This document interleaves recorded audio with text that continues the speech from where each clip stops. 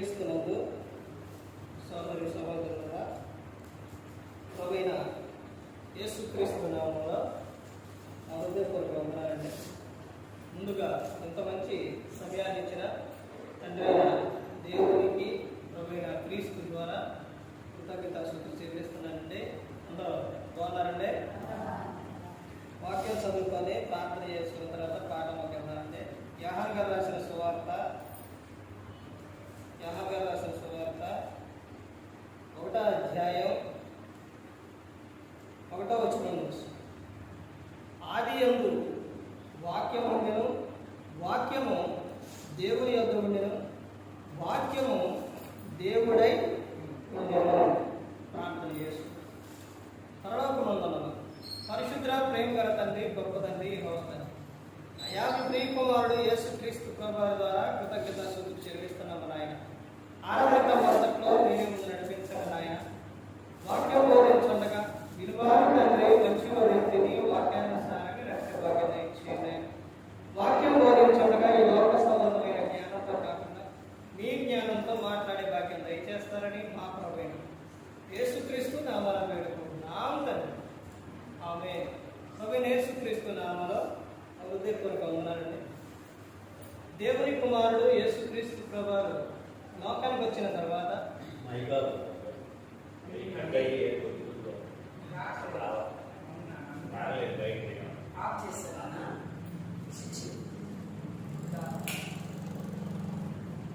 దేవుని కుమారుడు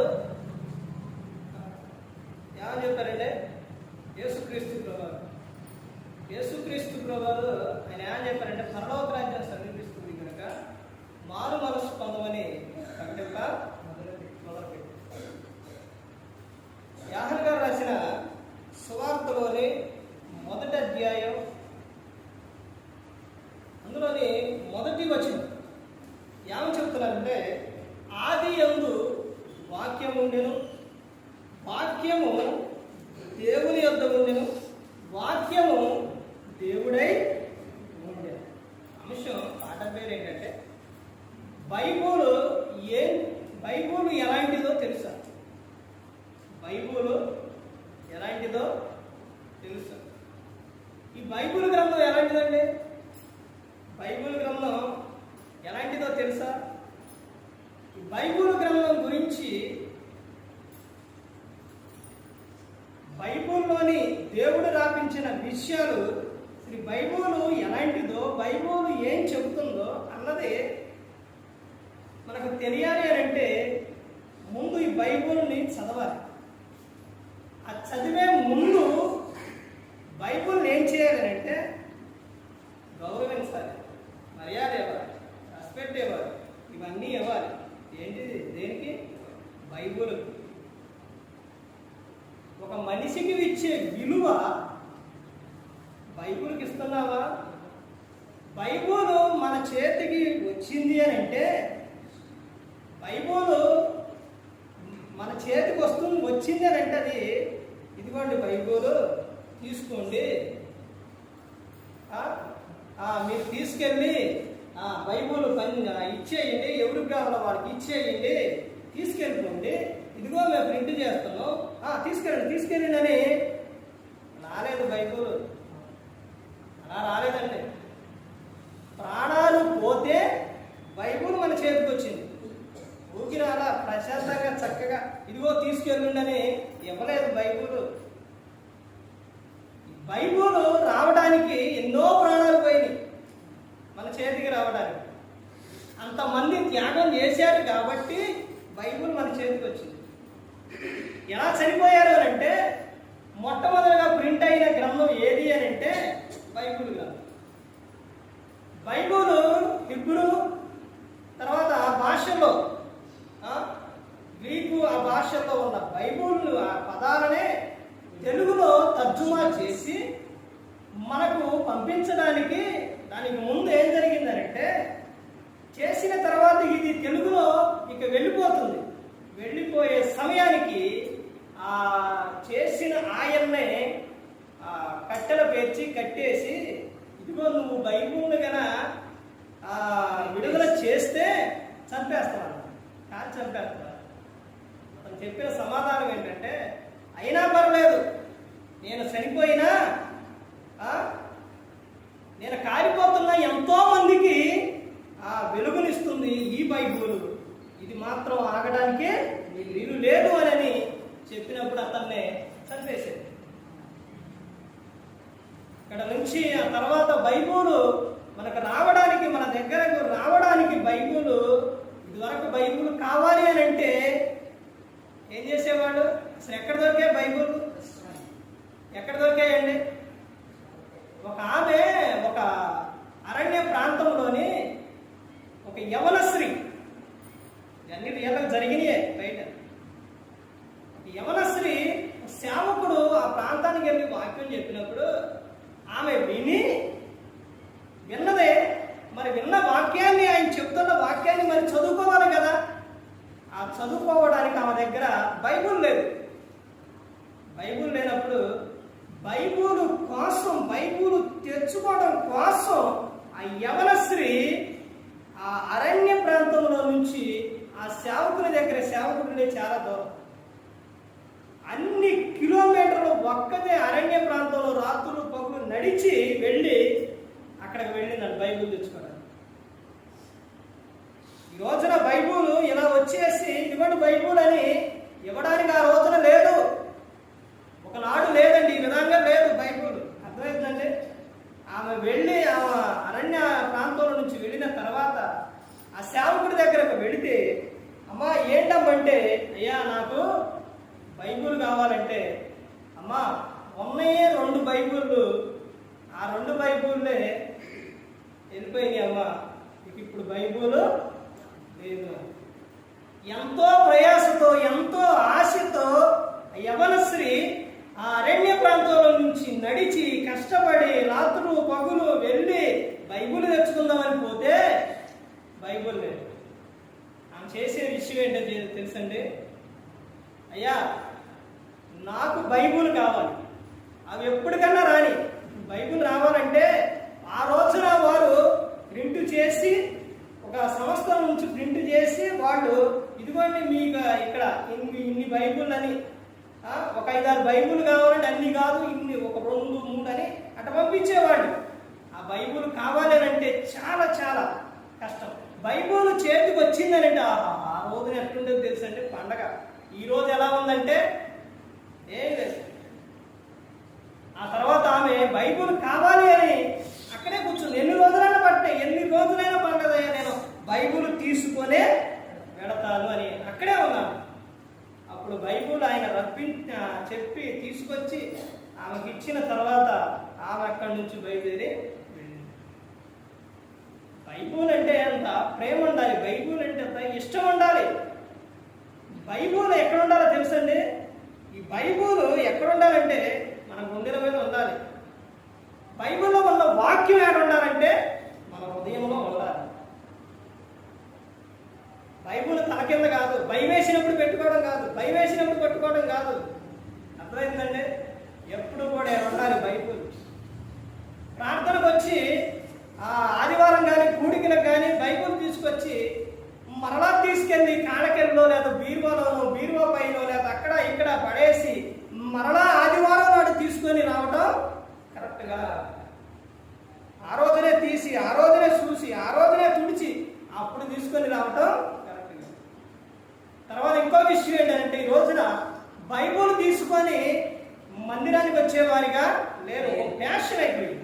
ఏంటంటే ఎక్కడుందో బైబుల్? ఫోన్లో ఉంది, ఫోన్లో ఉంది అని చెప్పడం బైబుల్ తీసుకొని రావడానికి ఇదిగా విషయం. 2 రోజులు ఒక ప్రాంతంలో బైబుల్ తీసుకోవడానికి మన ఎంతో సిగ్గుపడిపోయింది, ఎంతో భయం. చూసారంటే ఈ రోజులో కూడా ఇంకా ఇలాగా ఉన్నారు. బైబుల్ ఎలాంటిది అని అంటే మీకు ఒక్కొక్క రిఫరెన్స్ చదివి వివరించి దాని గురించి చెప్పడానికి నాకు టైం లేదు. ఎందుకనంటే పాటలు ఎక్కడన్నా ఒక 8-11 నిమిషాలు తక్కువ 7 గంటలకండి, అంటే 11 నిమిషాలు గంట సేపు పాటలు పాడతారు ఎక్కడన్నా. పాటలు అంతసేపు ఉండవండి ఎక్కడైనా. ఇక్కడ నుంచి నేను వెళ్ళే ప్రదేశంలో మారే అక్కడ ఎన్ని పాటలు అంటే 7 పాటలే. 6 పాటలు కరెక్ట్గా వాళ్ళకి తెలియదు, నేను చెప్పినాక కూడా. ఆ తర్వాత వాళ్ళకి తెలిసింది, తర్వాత వాళ్ళు గ్రహించారు, తర్వాత చెప్పారు. 6 పాటలు. 7వ పాట చివరి పాట. అక్కడ 7 పాటలు అయిపోయేసరికి నువ్వు చిన్న పాట పాడు, పెద్ద పాట పాడు, ఏ పాటలో పాడు. టైం ఎంత అయితే తెలుసండి, మొత్తం కలిసి 6:35 నిమిషాలు, 6:40 నిమిషాలు వచ్చింది అన్ని పాటలు పాడేసరికి. ఎన్ని పాటలు? 7 పాటలు. తర్వాత ఇది వాక్యం. వాళ్ళు దాని నాకు అయిపోతుంది. కానీ మీకు ఇక్కడ నేను అలా పెట్టలేదు కదండి. ఎందుకనంటే మీరు టైంకి వస్తారు, నేను చూశాను. 6 గంటల కన్నా 5:30 కన్నా ఆ టైంలో వచ్చారు. కానీ ఈ రోజున చిన్న ప్రాబ్లం వల్ల రాలేకపోయారని నాకు తెలిసింది. ఓకేనండి, సరే సమయానికి రండి. కాకపోతే ఏమవుతుందంటే మీరు లేటుగా వచ్చిన వాక్యం లేటుగా చెబుతున్నా నేను ఇంకో చాటుకి వెళ్ళాలి కాబట్టి దాన్ని ఎక్కువగా తీసుకెళ్ళడానికి కుదరదు. ఒక్కొక్క భావం వివరించి ఎక్కువ చెప్పడానికి కూడా సిద్ధం. ఎందుకనంటే వాక్యం చాలా విలువైనదండి, చాలా ప్రాముఖ్యమైనది. ఇప్పుడు బైబుల్ ఎలాంటిది అని అంటే, బైబుల్ గ్రంథంలో నుంచి కొన్ని విషయాలు మనం చూసి ముగించుకుందామండి. బైబుల్ ఎలాంటిది అని చెబుతున్నారండి అంటే, చూడండి చెబుతుంది. పేతురు గారు రాసిన మొదటి పత్రిక 2వ అధ్యాయం 3వ వచనంలో చెబుతున్నారు కదా, బైబుల్ పిల్లలకు పాల వంటిది. ఎలాంటిదంటే పిల్లలకు పాలు తాగిస్తే ఎలా అయితే బలం వస్తుందో, బలం వస్తుందండి, పాలు తాగిస్తే బలం వస్తుంది. అలాగే బైబుల్ వాక్యం, బైబుల్ ఎలాంటిది అని అంటే ఆ పిల్లలకు పాల వంటిది బైబుల్. అంటే ఈ బైబుల్ గ్రంథం మనకు ఏమిస్తుంది అంటే పాలు పిల్లలకి ఎలాగైతే బలం ఇస్తుందో అదే విధంగా బైబుల్ గ్రంథం ప్రతి ఒక్కరికి కూడా ఏమిస్తుంది అంటే బలాన్ని ఇస్తుంది, అది బ్రతికిస్తుంది, బైబుల్ కాపాడుతుంది. బైబుల్ ఎలాంటిదంటే పిల్లలకు పాల వంటిది. తర్వాత 2వ విషయం చూస్తే హెబ్రీలకు 5వ అధ్యాయం 12వ వచనంలో అనుభవం గల వారికి బలమైన ఆహారం. బైబుల్ ఎలాంటిదండి? అనుభవం గల వారికి బలమైన ఆహారం లాంటిది. బలమైన ఆహారం. బలమైన ఆహారం తిన్నవాళ్ళు ఎలాగైతే దృష్టిగా అయితే ఆనందంగా సంతోషంగా ఉంటారో బైబుల్ కూడా అలాంటిది. బైబుల్ గ్రంథాన్ని నువ్వు ఎప్పుడు కూడా నిత్యం కూడా చదువుతూ ఉండాలి, ధ్యానిస్తూ ఉండాలి, పరిశోధిస్తూ ఉండాలి. బైబుల్ ఎలాంటిదనంటే, బైబుల్ వాక్యం ఎలాంటిదనంటే నిన్ను బ్రతికిస్తుంది, నీ త్రోవకు వెలుగు కలిగిస్తుంది. అర్థమైందండి? ఈ బైబుల్ గురించి చాలా విషయాలు చూస్తే చరిత్రలోకి వెళితే చరిత్రకారులు చెప్తున్న విషయం ఏంటంటే ఈ సృష్టిని చేసిన తర్వాత దేవుడు ఒకరోజు మిస్ అయిపోయాడు. ఒకరోజు లేదు, ఒకరోజు ఆగిపోయింది. అర్థం అవ్వాలి జనానికి, శాస్త్రవేత్తలకు అర్థం అవ్వాలి. ఇదేంటి 365 రోజులు, 64 రోజులే వస్తుంది, ఇంకొక రోజు ఏది ఏమైపోయింది? ఎవరికి అర్థం కాల. ఆ రోజు ఏమైంది అసలు? మొత్తం చూశారు, అన్నీ చూశారు, ఎక్కడా దొరకలా, జవాబు ఎక్కడా రాలా. అప్పుడు ఎక్కడికి వచ్చారు? బైబుల్ యొద్దకు వచ్చారు. బైబుల్ యొద్దకు వచ్చిన తర్వాత వాళ్ళకి దొరికిన విషయం ఏంటంటే, సమాధానం ఏంటంటే బైబుల్ గ్రంథంలోని యెహోవా నీ నామం ఎంతో బలమైనది అనే సాంగ్, ఆ పాట పాడేటప్పుడు యెహోషువ ప్రార్థించగా ఏమైంది? సూర్య చంద్ర నక్షత్రములు ఆగిపోయింది. ఆగిపోయిందంటే ఇప్పుడు దేవుడు ఏం చేసిండు? యెహోషువ ప్రార్థించగా సూర్యుడు ఆపేసిండు. ఇప్పుడు సూర్యుడు ఆడ నుంచి ఇటు వస్తేనే ఒక పూట అయింది. తర్వాత చంద్రుడు అటు నుంచి మరలా ఇటు వస్తేనే ఒక పూట అయింది. 12 24 గంటలు. ఇవే దేవుడు ఏం చేసిండు? ఆపేసిండు. ఆపేస్తే ఆ రోజు ఉందా? లేదే కదా. అప్పుడు అర్థమయ్యింది, దేవుడు ఆ రోజున ఒక రోజుని లేకుండా ఆపేసిండు అని అని అప్పుడు తెలిసింది. ఎక్కడికి వచ్చి తెలిసింది? బైబుల్ వద్దకు వస్తే అర్థమైంది, తెలిసింది మనకు. ఈ బైబుల్ ఎలాంటిదేనంటే, బైబుల్ నువ్వు నీకు సమస్య వచ్చినప్పుడు నువ్వు ఎక్కడికి ఎవరి దగ్గరకు వెళ్ళినా కానీ నీకు పరిష్కారం దొరకదు, ఇక్కడికి వస్తేనే దొరుకుతుంది. ఇంకా ఎలాంటిదేనంటే, చట్టం ఉందంటే, చట్టం మన దేశంలో చట్టాలు ఉన్నాయండి. ఆ చట్టాలన్నీ కూడా వాళ్ళు పెట్టిన చట్టాలు ఏవి ఎక్కడి అని అంటే బైబిల్ గ్రంథంలోయే. మోషే గారు చెప్పిన 10 ఆజ్ఞలు అంటే దేవుడు రాసించిన మోషే గారికి ఇచ్చిన ఆజ్ఞలు 10 ఆజ్ఞల్లో అవే ఈ చట్టానికి పెట్టింది. ఇంకా పెద్దవారు ఎవరైనా చెప్పారు అని అంటే అవి బైబిల్ గ్రంథం. ఆయన ఇప్పుడు లేరు, మహాత్మా గాంధీ గారు తెలుసండి, అందరికీ తెలుసు కదా. ఆయన చెప్పిన విషయం ఏంటి? ఒక విషయం చెబుతారు, ఏమని?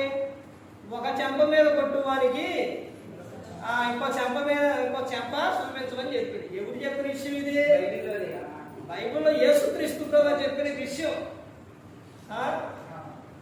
చాలా మంది బైబిల్ చదివిన వారు, వాక్యం వినేవారు, వాళ్ళందరూ కూడా చెప్పిన విషయాలే ఈ రోజున చాలా మందిని నేర్చుకుంటున్నారు. ఇవన్నీ ఎక్కడి నుంచి వచ్చినాయి అంటే బైబిల్ గ్రంథం. అన్ని వారికి వాక్యం వాళ్ళు ఏం చేస్తారంటే, కొంతమంది చదువుతారు, కొంతమంది వింటారు. చదివి వాళ్ళు ఏం చేస్తారు అంటే అందులో నుంచి వచ్చి ఆశీర్వాదం పట్టుకుంటారు. కానీ క్రైస్తవులు ఏంటంటే, క్రైస్తవులు తప్పు చేసి మాట్లాడట్లేదు కదండి, క్రైస్తవులు ఏంటంటే దేవుడి నుంచి వచ్చే దేవుని ఆశీర్వాదం అనేది అది ఎలా పొందుకోవాలన్నది మర్చిపోతారు. కానీ వాళ్ళు మర్చిపోరు. వాళ్ళకి ఎలాగంటే వాళ్ళు ఎక్కువ ధనం మీద వీటి మీద కొంచెం ఇదిగా ఉంటారు కాబట్టి, అంటే దేవుడి నుంచి వచ్చే ఆశీర్వాదం మాకు ఎలా వస్తుంది ఆశీర్వాదం అని వాళ్ళు ఏం చేస్తారంటే, విన్న వాక్యాన్ని ఏదైతే మాకు కలిగి ఉంటుందో, ఏదైతే మాకు ఆశీర్వాదకరంగా ఉంటుందో దాన్ని పట్టుకుంటారు. ద్వితీయోపదేశకాండం 28వ అధ్యాయం ఉందండి. ఏముంది అక్కడ? 9-10 వచనాల వరకు అక్కడ ఏముంటుందంటే, ఆయన మాట వింటే దీవెనలన్నీ నీకు వస్తాయి అని చెబుతారు. ఆయన మాట విన్నప్పుడు నువ్వు పొలంలో దీవించకూడదు, పట్టణంలో దీవించకూడదు, నీ గర్భఫలం దీవించకూడదు, నీ దుప్పిడెద్దులు, నీ పశువులు, మందలు ఇవన్నీ కూడా దీవించబడతాయి. ఎప్పుడు? ఆయన మాట విన్నప్పుడు. అలాగే కొత్త నిబంధనకు వచ్చేసరికి, ఇదిగో వీళ్ళు క్రీస్తు వారని గిన్నెడు చన్నీళ్లు వారికి ఇస్తే మీకు పరలోకమందు ప్రతిఫలం వస్తుంది, మీకు వచ్చే ఫలం పోదు అని చెప్పినప్పుడు వాడు ఏం చేస్తారంటే ఈ విషయాలే పెట్టుకుంటారు. తర్వాత ఇంకొకటి ఏంటంటే, సేవకునికి నువ్వు ఇచ్చేది అది ఎవరికి ఇస్తున్నావు? దేవునికి ఇస్తున్నావు. అంటే సేవకుడికి ఇస్తే దేవుడు ఏం చేస్తారు? మాకు ఇస్తారు అని వాళ్ళు గ్రహిస్తారు. అంటే సేవకుడిని గౌరవిస్తే అవి దేవుణ్ణి గౌరవించినట్టని వాళ్ళు ఏం చేస్తారు? భావిస్తారు. ఈ సందర్భాల్లో మీకు చెప్పే విషయాలు ఏంటంటే, ఒక ప్రాంతంలోని ఒక ఆయన సేవకుడు వెళ్ళేటప్పుడు ఒక ఆయన బండి ఆపినప్పుడు ఆ సేవకుడు అనుకున్నాడట, అబ్బా ఏంటిది ఏంటి అనుకున్నాడట. సరే ఆమె ఎక్కించుకెళ్ళిన తర్వాత మాట్లాడే సందర్భంలో ఆయన సేవకుడని తెలిసింది. దిగిన తర్వాత ఆ వ్యక్తి చేసిన విధానం ఏంటో తెలుసండి. అతను జేబుల్లో నుంచి డబ్బులు తీసి ఆ సేవకునికి ఇవ్వబోయాడు. అయ్యా వద్దొద్దు, ఎందుకయ్యానంటే, అయ్యా మీరు దేవుని సేవకుడు, మీకు ఇస్తే మాకు దేవునికి ఇచ్చినట్టే ఒక ఆశీర్వాదం వస్తుంది అని అన్నప్పుడు ఎక్కడ తెలుసుకున్నారు? మీకు ఎవరు చెప్పారని అంటే, బైబిల్ గ్రంథంలోనే ఉందయ్యా అని చెప్పారు. ఇలాంటి ఆశీర్వాదం అనేది ఇవన్నీ కూడా ఎక్కడ ఉన్నాయి అని అంటే, ఏడున్నాయి? ఇందులోనే ఉన్నాయి, బైబిల్ గ్రంథంలోనే ఉన్నాయి. ఈ బైబిల్ గ్రంథం చదివితే అప్పుడు అర్థమైంది. తర్వాత ఇంకా ముందుకెళ్తే ఇంకా ఏమో చెప్తున్నారంటే, కీర్తనలో 19వ కీర్తన 10వ వచనంలో, బలహీనులకు బలమునిచ్చే తేనె. బైబిల్ ఎలాంటిదంటే, బలహీనులకు బలమునిచ్చే తేనె ఎంత మధురంగా ఉంటుందో, ఎంత బలాన్ని ఇస్తుందో, అలాగే నువ్వు బలహీనమైన పరిస్థితిలో ఉన్నప్పుడు కూడా నీకు బలాన్ని ఇస్తుంది. ఇదిగో నువ్వు అనారోగ్యంగా ఉన్నప్పుడు, నువ్వు సమస్యల్లో ఉన్నప్పుడు దేవుడు చెబుతున్న విషయం ఏంటంటే, ఇదిగో నాకు మొరపెట్టును, నేను నీకు ఉత్తరం ఇస్తాను అని చెప్తున్నాను. నువ్వు ఎల్లప్పుడూ ఆనందంగా ఉండండి చెబుతాను. మరలా చెప్పుదును, ఆనందంగా ఉండండి చెప్తాను. మీ సకలము సకల జనులకు తెలియబడనీయుడి. ప్రభు సమీపంగా ఉన్నాడు. ఎలా ఉన్నాడంట? ప్రభు సమీపంగా ఉన్నాడు. నువ్వు దేని గురించి చింతపడద్దు. ప్రతి ఒక్క విషయంలో ప్రార్థనా విజ్ఞాపనల ద్వారా కృతజ్ఞతాపూర్వకంగా మీ విన్నపములు నాకు తెలియజేయుడి, దేవునికి తెలియజేయుడి అని చెప్తాను. అప్పుడు సమస్త జ్ఞానములకు మించిన సమాధానం యేసుక్రీస్తు వలన మీ హృదయములకు మీ తలంపులకు కావయుండును అని చెప్తాను. అంటే ఈ విషయాలు ఎక్కడున్నాయి? బయట ఏదన్నా షాప్లో దొరుకుతాయా? మన కొట్లో దొరుకుతాయా? ఎక్కడ దొరుకుతాయండి? ఎక్కడున్నాయి? బైబిల్లో ఉన్నాయి. బైబిల్లో ఉన్నాయండి. అంటే నువ్వు బలహీనమైన పరిస్థితిలో ఉన్నప్పుడు, బైబిల్ యొక్కకు వచ్చినప్పుడు, బైబిల్ చదువుతున్నప్పుడు నీకు ఏమొస్తుంది? తేనె ఎలాగైతే మధురంగా బలంగా ఉంటుందో అలా బలం ఇస్తుంది. ఎవరైనా కానీ ఒక వ్యక్తి ప్రార్థన చేయడానికి వచ్చినప్పుడు, సడన్గా అక్కడికి వచ్చినప్పుడు,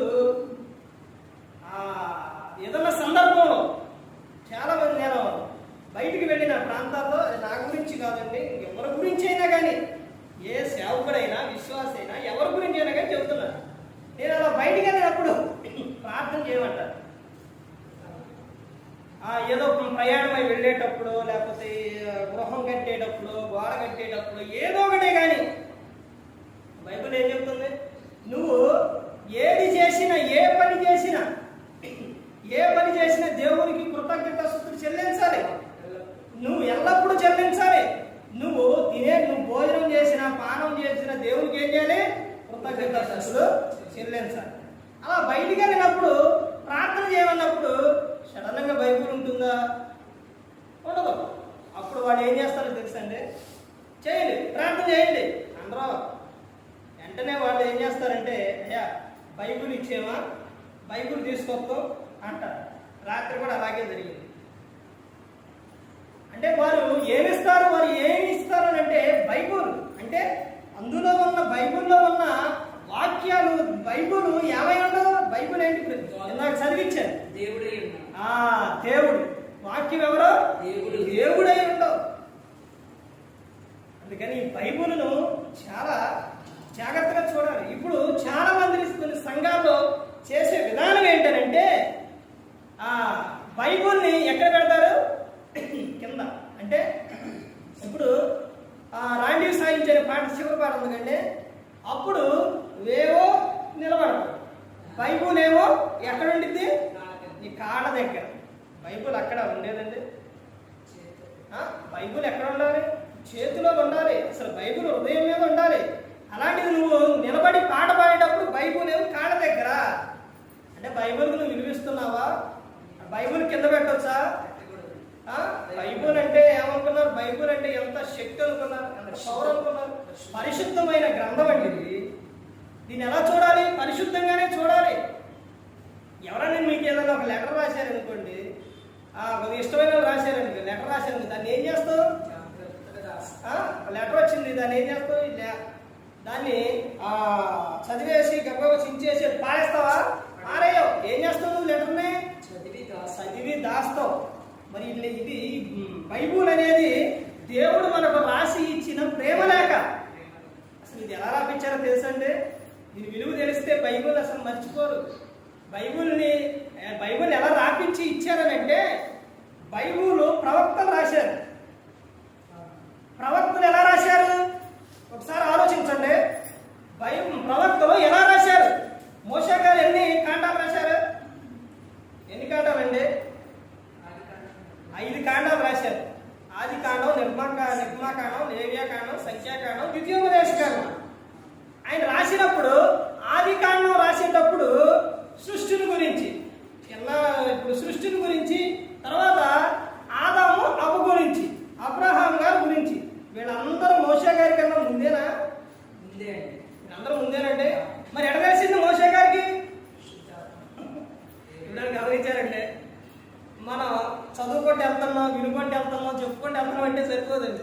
అసలు ఎలా రాసింది మోషే గారు? ఇప్పుడు ఆ బాబు ఉండండి, ఆ బాబుకి వాళ్ళ తాతగారు వాళ్ళ ఇంకా ముత్తాతగారు గురించి ఆ బాబు గారికి ఆ బాబు చెప్తాడు. ఎలా తెలిసింది ఆ బాబుకి? చెప్పితే తెలిసింది. ఇప్పుడు మోషే గారికి చెప్పడానికి వాళ్ళు ఉన్నారా? లేదు. మోషే గారు ఇలా రాయండి, ఇదిగో నా చరిత్ర అని చెప్పడానికి ఆదాం గారు కానీ అబ్రహాం గారు కానీ అప్పుడున్నారా? లేరు. మరి ఎలా రాశారు?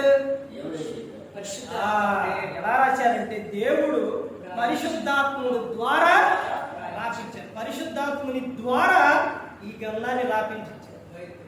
ఈ గ్రంథంలో ఉన్న ఒక ప్రాముఖ్యమైన విషయం ఏంటంటే, బైబిల్ గ్రంథం చెబుతుంది, బైబిల్ గురించి చెప్తున్నాం కానీ బైబిల్ గురించి చెప్తున్నారు మీకు. ఇందులో ఉన్న విషయం ఏంటంటే, ఈ బైబిల్ని నువ్వు ఒకసారి చదువు మొత్తం పూర్తిగా, మరలా మొదటికి రా.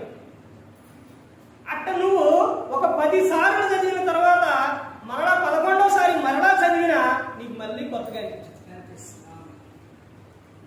నేను ఇప్పుడు ఎన్ని ప్రసంగాలు చెప్పినా తెలుసండి, దేవుని కృప ద్వారా ఈ స్టేటస్ యూట్యూబ్ చూసేవాళ్ళు తెలుస్తుంది. 3500 మెసేజ్లు ఈ వాక్యాన్ని చదివి అన్ని చెప్పినప్పుడు మరలా ఇప్పుడు 3501వ మెసేజ్ చెప్తున్నా ఎలా ఉండిద్ది? కొత్తగానే ఉండిద్ది. మరలా కొత్త విషయాలు తెలుస్తుంటే మరి ఇప్పుడు చెప్పే మెసేజ్ కూడా కొత్తగానే ఉందా? కొత్తగానే ఉంటుంది. అర్థమైందండి? కొత్త విషయాలు ఇవన్నీ కూడా. బైబిల్ గ్రంథం అంతా శక్తివంతమైనది. అంటే బైబిల్ గ్రంథం పరిశుద్ధాత్మ దేవుని సహాయంతో తండ్రి అయిన దేవుడు రాపించి మనకు ఇచ్చిన ప్రేమ లేఖ ఈ బైబిల్ గ్రంథం. ఆ తర్వాత బైబిల్ గ్రంథం మన చేతికి రావాలి అంటే ప్రశాంతంగా, లేకపోతే సుఖంగా మన దగ్గరకు రాలేదు. ఈ బైబిల్ గ్రంథం మన చేతికి రావడానికి ఒకనాడు ప్రాణాలు పోయినాయి. ఈనాడు ఎంతో శ్రమ పడితే కానీ, విసుగు చేస్తే కానీ బైబిల్ గ్రంథం ఇక్కడ దాకా వచ్చింది. అర్థమైందండి? సుఖంగా తీసుకొచ్చి బైబిల్ గ్రంథం ఇక్కడికి రాలేదండి.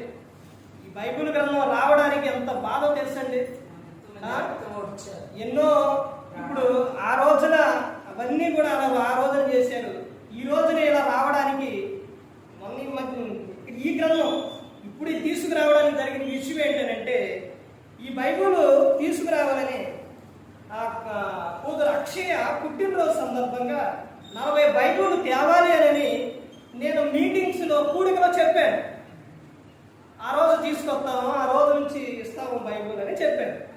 చెప్పిన నుంచి ఎప్పుడైతే దేవుని మాట చెబుతామో, ఒక వ్యక్తిని బ్రతికించే మాట ఎప్పుడైతే చెప్తామో, బైబిల్ నుంచి కానీ క్రీస్తుని గురించి కానీ మనం ఎప్పుడైతే చెప్తామో సాతాను వెంటనే పట్టుకుంటాం. నువ్వు ఒక పనికి మాటలు మాట్లాడు, పోకిరి మాటలు మాట్లాడు, వ్యర్థమైన మాటలు మాట్లాడు, అన్నేం పట్టుకోడు, తెచ్చుకోడు. అవి ఆడి మాటలు అయ్యి. నిన్ను బ్రతికించేది, నిన్ను కాపాడేది, నిన్ను రక్షించేది ఈ వాక్యం బైబిల్ దగ్గరకు వచ్చేసరికి క్రీస్తుని గురించి నువ్వు చెప్తున్నప్పుడు, చెప్పాలనుకున్నప్పుడు వెంటనే నిన్నేం చేస్తావు తెలుసా? టార్గెట్ చేస్తావు. వెంటనే టార్గెట్ చేస్తావు.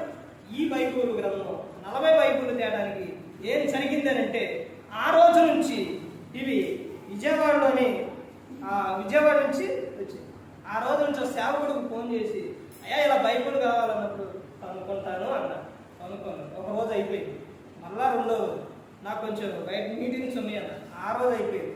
మరలా ఇంకొక రోజు కుదరదు అన్నారు. నేనే వస్తానన్నా.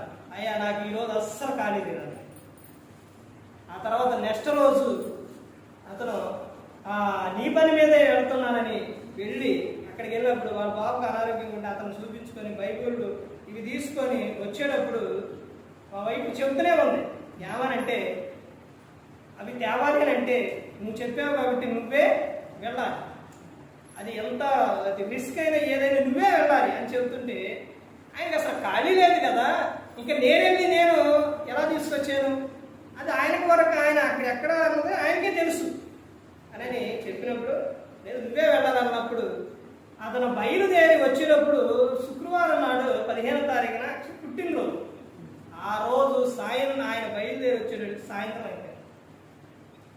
సాయంత్రం అయిపోయి అతను వచ్చేటప్పుడు నేను వస్తున్నాను, నాకు ప్రార్థన ఉంది, నువ్వు రమ్మన్నా.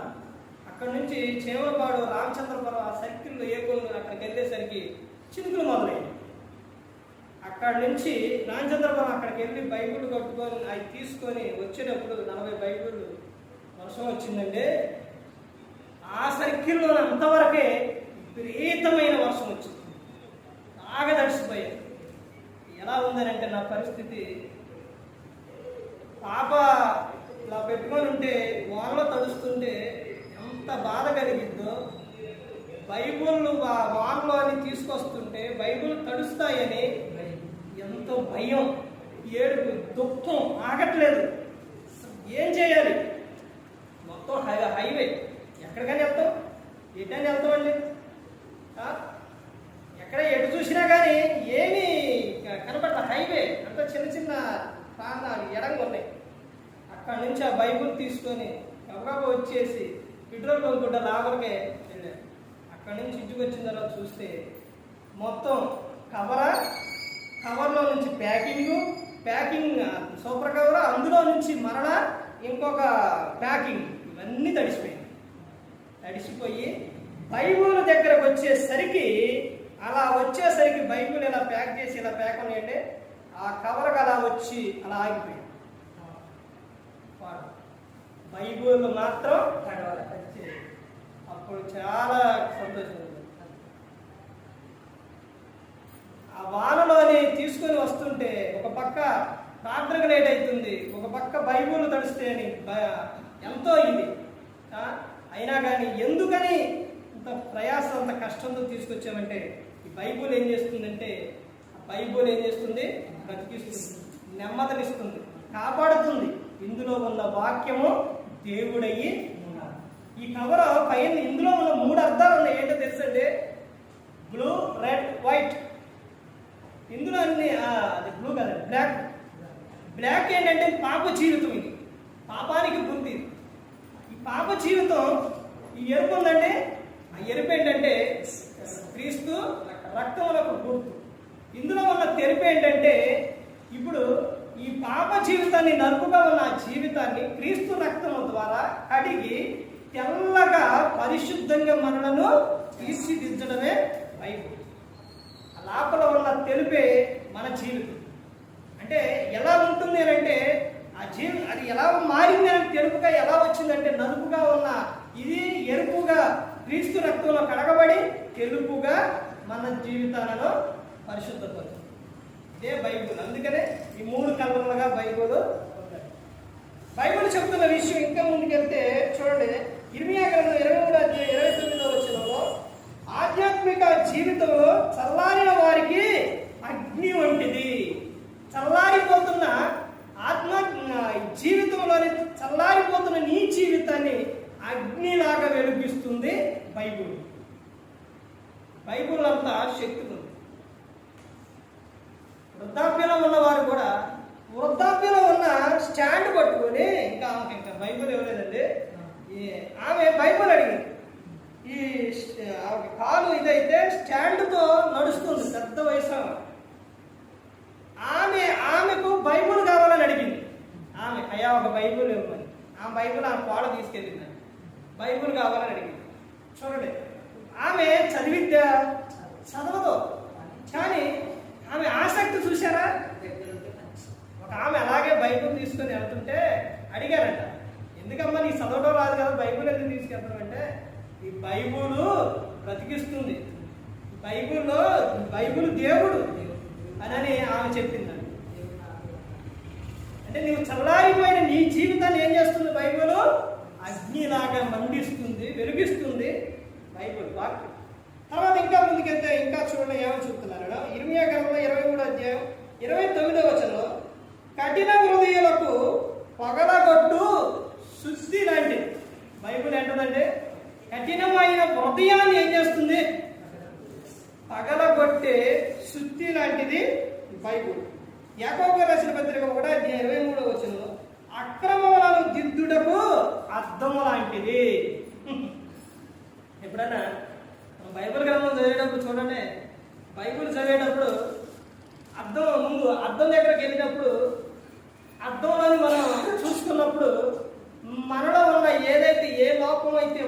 అది ఏమవుతుంది? కనబడుతుంది. ముఖంలో ఏదైతే లోపం ఉందో అది ఏమవుతుంది? అర్థంలో కనబడుతూ ఉంది. కనబడిద్దండి, కనబడిద్ది. అలాగే బైబిల్ యొద్దకు వచ్చినప్పుడు చదివేటప్పుడు మనలో ఉన్న లోపాలు గుర్తు వస్తాయి.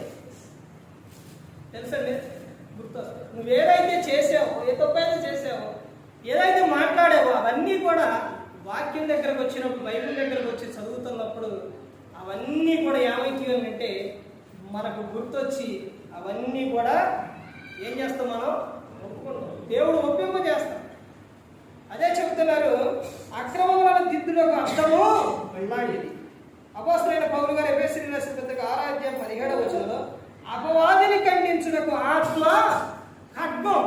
అపవాదిని ఖండించాలంటే, అపవాదిని ఎదిరించాలంటే ఎక్కడ రావాలంటే వాక్యం బైబిల్ యొద్దకు రావాలి. అదే చెప్తున్నారు ఎఫెసీయులకు రాసిన పత్రిక 6:17 10వ కానించి కూడా ఆ విషయాలు అపవాదిని ఎదిరించాలి. ఎలా ఎదిరించాలంటే ఆత్మ ఖడ్గం. ఆ ఆత్మ ఖడ్గం ఏంటంటే బైబిల్ వాక్యం. కానీ బైబిల్ ఎలాంటిదేనంటే, బైబిల్ ఎలాంటిదని మనలను బ్రతికించేది, మన తప్పులను సరిచేసి మనలను పరిశుద్ధపరిచేదే బైబిల్ గ్రంథం. ఈ బైబిల్ గ్రంథాన్ని ఎప్పుడు కూడా నిర్లక్ష్యం. ఇప్పుడు బైబిల్ గ్రంథాన్ని నువ్వు తీసుకున్నావంటే, నాకు ఆనందరావు గారు బైబిల్ ఇచ్చారు, కృపారావు గారు నాన్నగారు బైబిల్ ఇచ్చారు. బైబిల్ ఇచ్చిన తర్వాత ఎప్పుడో నా చిన్నప్పుడే ఇచ్చారు. ఆ బైబిల్ను చదివి ఆ తర్వాత బైబిల్ ఉన్నప్పుడు ఆ బైబిల్ను మరలా అయ్యా ఒక బైబిల్ ఇవ్వని ఒక విశ్వాసురాలు ఒక ఆమె అడిగింది. మరలా ఈ నా దగ్గర ఉన్న బైబిల్ ఆమెకు ఇచ్చారు. మరలా ఆమె ఏం చేసింది? ఆమె చదువుకొని ఆమె ఏం చేస్తుందని అంటే బైబిల్ వాళ్ళ పాప కానీ పాపక లేనప్పుడు ఆ బైబిల్ ఏం చేస్తుంది? చూశారండి, బైబిల్ గ్రంథం ఎలాంటిదంటే, బైబిల్ నీ గృహంలో ఉన్నప్పుడు ఎవరైనా కానీ, నువ్వు కానీ నీ పిల్లలు కానీ ఎవరైనా కానీ దాన్ని చదివినప్పుడు జీవితం బాగుంటుంది. నువ్వు బైబిల్ చదువుతుంటే నీ పిల్లలు కూడా ఏం చేస్తారు? ఆ బైబిల్ చదవాలనే వాళ్ళకి అనిపిస్తుంది. నువ్వు సినిమాలు సీరియల్ చూస్తూ ఉంటే వాళ్ళు అవే చూస్తారు. అందుకని మనం ఏదైతే కలిగి ఉన్నామో అదే మన పిల్లలు జీవితం. అంటే ఎలాగనంటే యేసుక్రీస్తు ప్రభువు చెప్పారు యోహాను సువార్త 5:19 కాబట్టి యేసు వారికి ఇట్లాని ప్రత్యుత్తరం ఇచ్చింది. ఏమని? తండ్రి ఏది చేయుట కుమారుడు చూచును, అదే గాని తనంతట తాను ఇది చేయడు అని చెప్పారు. నువ్వు బైక్ కడుగుతున్నావు అనుకోండి, పిల్లలు ఏం చేస్తారు? వాళ్ళు కూడా తీసుకొచ్చి వాటర్ తీసుకొచ్చి ఇలా ఇలా ఇలా ఇలా కడుగుతూ ఉంటారు. నువ్వు ఏదైతే చేస్తూ ఉంటావో దాన్నే వాళ్ళు కూడా చేయాలని చూస్తూ ఉంటారు. కూతురు అక్షయ అలాగే చేస్తుంది.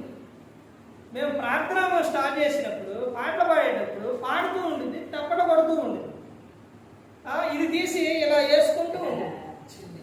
ఇవన్నీ పోనుంటా స్టేటస్లో పెడతారు, చూస్తూ ఉంటారు. అంటే మనం ఏదైతే చేస్తామో పిల్లలు కూడా అదే. ఇప్పుడు బ్రదర్ అన్నారు, ఆ బ్రదరు ప్రార్థనకు వచ్చారు, కుమారుడు కూడా అలాగే వచ్చారు. చూసారండి, అలాగే ప్రతి ఒక్కరు కూడా మనం కలిగి ఉన్న జీవితం ఏదైతే ఉందో అదే మన పిల్లలు గ్రంథాన్ని చదువుతున్నప్పుడు ధ్యానిస్తున్నప్పుడు పిల్లలు కూడా అదే విధంగా చేస్తున్నారు. అందుకని ప్రతి ఒక్కరు కూడా గమనించుకోవాలి, బైబిల్ చెబుతున్న విషయం చాలా ప్రాముఖ్యమైనది. ఇది ఎవరు రాపించారంటే తండ్రి అయిన దేవుడు పరిశుద్ధాత్మ దేవుని సహాయంతో ప్రవక్తల ద్వారా రాపించి మనకిచ్చిన ప్రేమ లేక బైబిల్.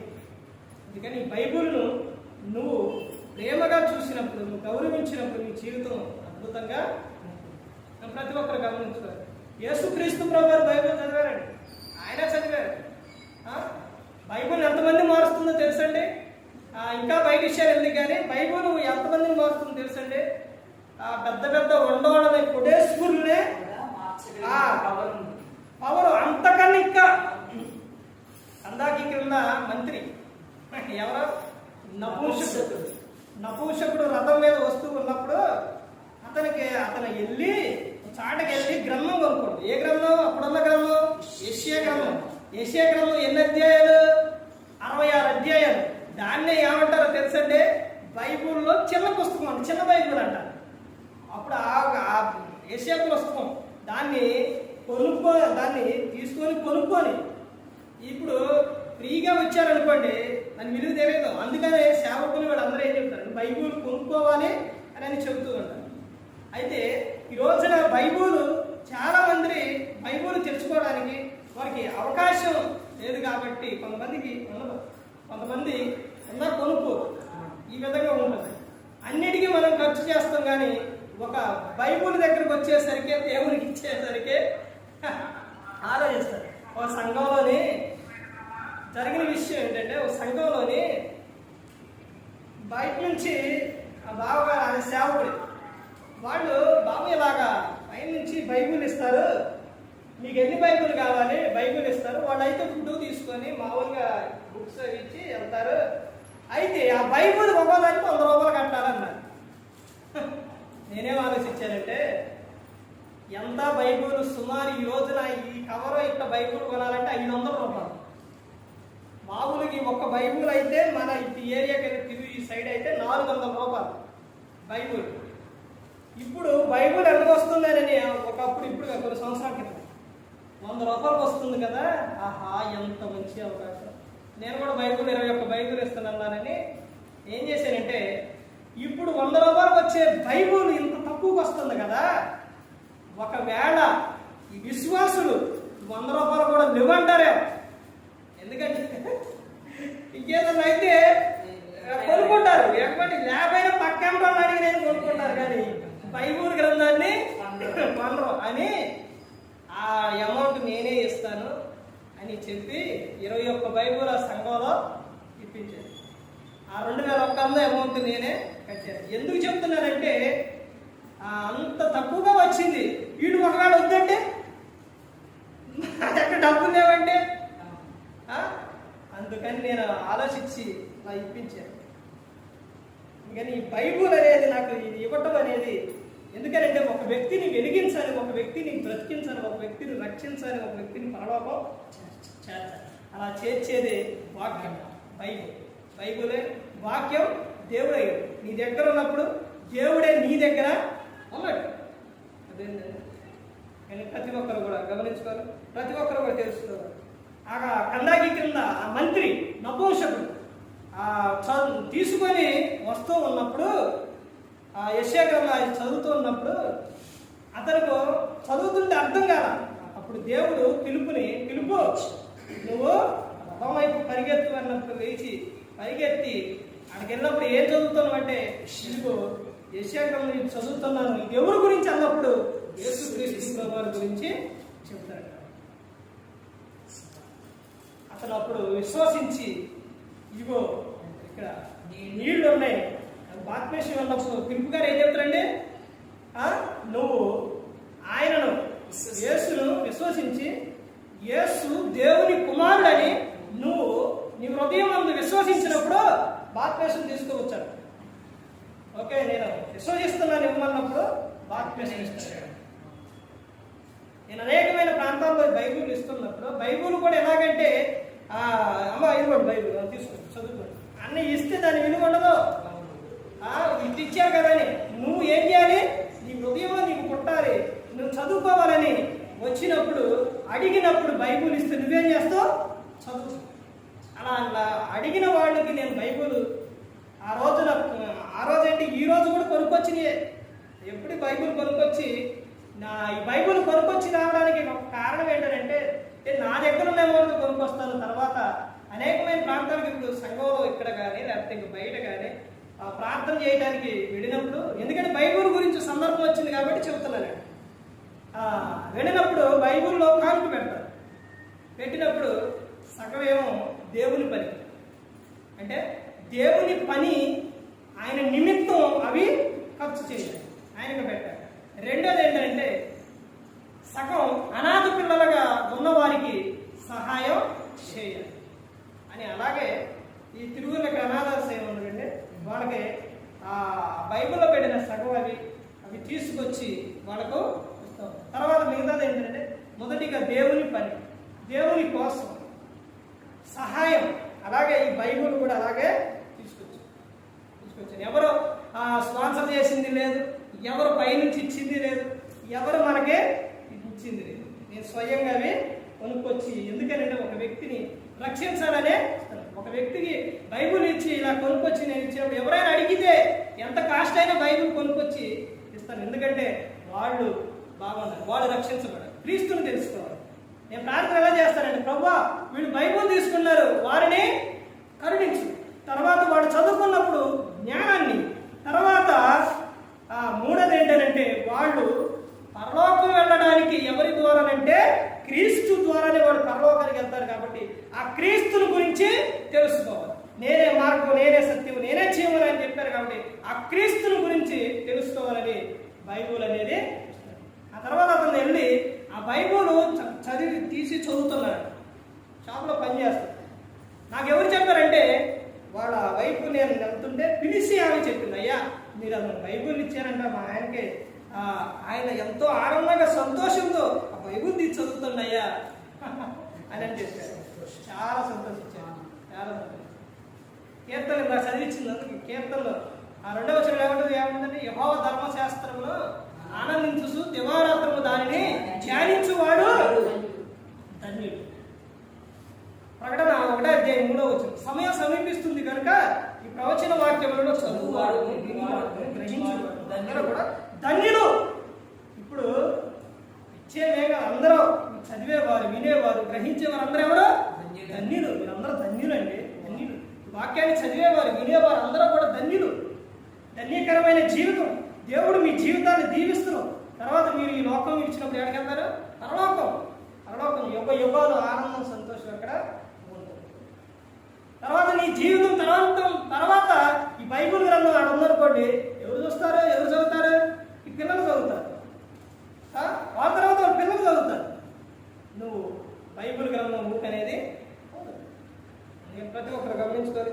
ఏ ఒక్కరు కూడా నశించి నరకానికి వెళ్ళిపోకూడదని యేసుక్రీస్తు ప్రభువు ఈ లోకానికి వచ్చి మనందరి కోసం సిలువలో తన ప్రాణాన్ని తెచ్చి, ప్రతి ఒక్కరు కూడా గమనించుకోవాలి, ప్రతి ఒక్కరు తెలుసుకోవాలండి. మరి క్రీస్తు ద్వారానే పరలోకం ఇచ్చారు. మరి ఈ విధంగా నిలబెట్టి మాట్లాడించిన తండ్రి దేవునికి కృతజ్ఞతలు చెల్లిస్తూ, ఇంతవరకు శ్రద్ధగా ఉన్న మీకు ప్రభు పేరు చెల్లిస్తూ ఈ మాట అందరికీ